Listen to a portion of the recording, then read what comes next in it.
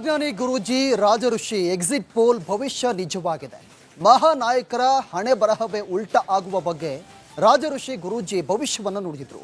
ತೀವ್ರ ಪೈಪೋಟಿಯಿಂದ ರಾಜ್ಯದ by election ಫಲಿತಾಂಶ ಹೊರಬರುತ್ತೆ ಎಂಬ ಸುಳಿವನ್ನು ಕೊಟ್ಟಿದ್ರು. ಇವರ ಭವಿಷ್ಯವಾಣಿಯಂತೆ ಇದೀಗ ರಾಜ್ಯದಲ್ಲಿ ಕಾಂಗ್ರೆಸ್ ಗೆಲುವನ್ನು ಸಾಧಿಸಿದೆ. ಈ ಹಿಂದೆ ಚನ್ನಪಟ್ಟಣ ಬೈ ಎಲೆಕ್ಷನ್ ಬಗ್ಗೆಯೂ ಕೂಡ ನಿಖರ ಫಲಿತಾಂಶ ಹೇಳಿದ್ರು.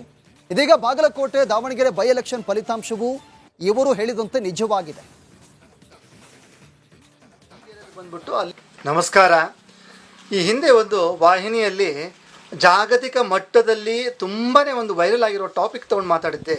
ಅದು ಮುಖ್ಯವಾಗಿ ನಮ್ಮ ಕರ್ನಾಟಕದ ನಡೀತಾ ಇರುವಂತಹ ಬೈ ಇಲೆಕ್ಷನ್. ಸೊ ಎರಡೂ ಬೈ ಇಲೆಕ್ಷನಲ್ಲಿ ನಾವು ಕಾಂಗ್ರೆಸ್ ಖಂಡಿತವಾಗಿ ಗೆಲ್ಲುತ್ತೆ ಅಂತ ಹೇಳಿದ್ವಿ. ಅದರಲ್ಲಿ ಒಂದು ನಾವು ಅನಲೈಸ್ ಮಾಡಿ ಹೇಳಿದ್ವಿ, ಸಮೀಕ್ಷೆ ಮಾಡಿ ಎಕ್ಸಿಟ್ ಪೋಲ್ ಕೊಟ್ಟಿದ್ವಿ. ಸೊ ಅದೇ ಥರನಾಗಿ ರಿಸಲ್ಟ್ ಬಂದಿದೆ. ದಾವಣಗೆರೆದು ಬಂದ್ಬಿಟ್ಟು ಅಲ್ಲಿ ನಮಗೆ ಎಕ್ಸಿಟ್ ಪೋಲ್ ಮಾಡೋಕ್ಕಾಗಲಿಲ್ಲ. ಭವಿಷ್ಯವಾಣಿ ಜ್ಯೋತಿಷ್ಯವಾಣಿ ಮುಖಾಂತರ ಕೂಡ ಅದು ನೋಡಿದ್ವಿ.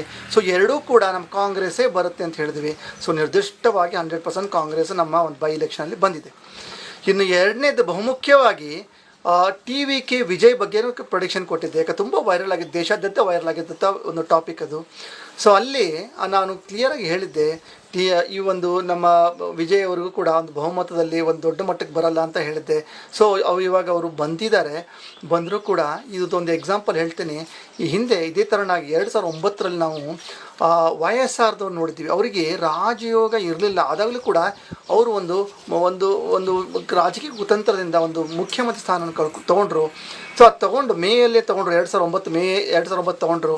2009 ಸೆಪ್ಟೆಂಬರಲ್ಲೇ ಒಂದು ಪ್ಲೇನ್ ಕ್ರಾಶಲ್ಲಿ ದುರಂತದಲ್ಲಿ ಅವರು ಒಂದು ದುರ್ಮರಣ ಕಂಡರು. ಅವರು ದುರ್ಮರಣ ಕಾಣಬೇಕಾಗಿದ್ದ ಕಾರಣವೇ ಈ ಮುಖ್ಯಮಂತ್ರಿ ಪದವಿ.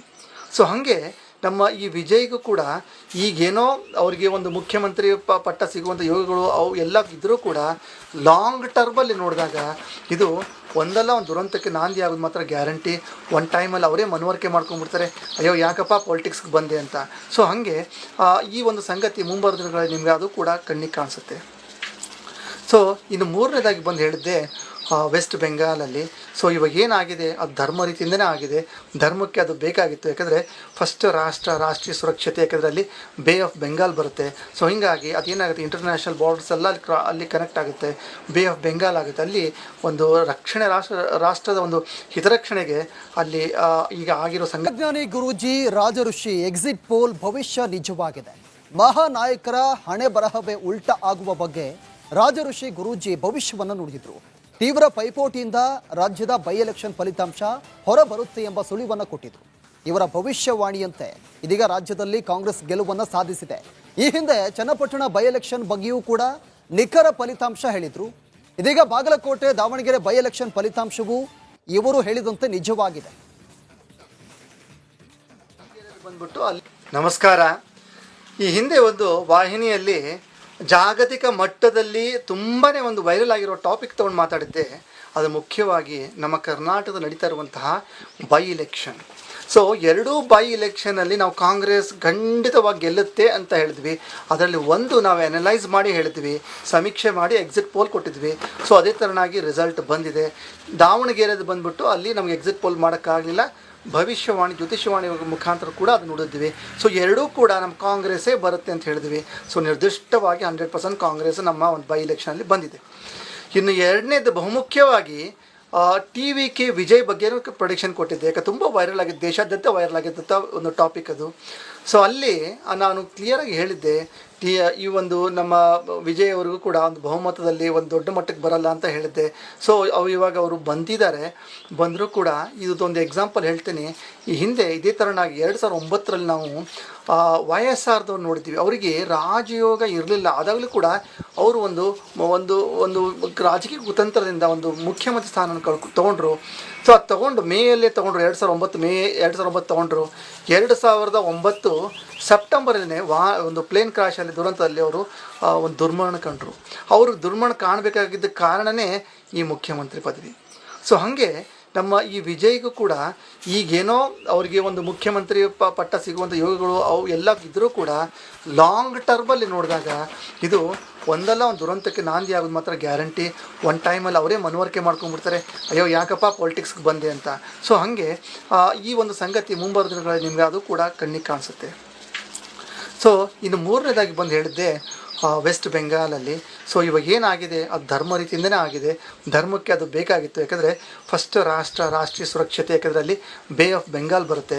ಸೊ ಹೀಗಾಗಿ ಅದೇನಾಗುತ್ತೆ, ಇಂಟರ್ನ್ಯಾಷನಲ್ ಬಾರ್ಡರ್ಸ್ ಎಲ್ಲ ಅಲ್ಲಿ ಕನೆಕ್ಟ್ ಆಗುತ್ತೆ, ಬೇ ಆಫ್ ಬೆಂಗಾಲ್ ಆಗುತ್ತೆ. ಅಲ್ಲಿ ಒಂದು ರಕ್ಷಣೆ ರಾಷ್ಟ್ರದ ಒಂದು ಹಿತರಕ್ಷಣೆಗೆ ಅಲ್ಲಿ ಈಗ ಆಗಿರೋ ವಿಜ್ಞಾನಿ ಗುರೂಜಿ ರಾಜಋಷಿ ಎಕ್ಸಿಟ್ ಪೋಲ್ ಭವಿಷ್ಯ ನಿಜವಾಗಿದೆ. ಮಹಾನಾಯಕರ ಹಣೆ ಬರಹವೇ ಉಲ್ಟ ಆಗುವ ಬಗ್ಗೆ ರಾಜಋಷಿ ಗುರೂಜಿ ಭವಿಷ್ಯವನ್ನು ನುಡಿದಿದ್ರು.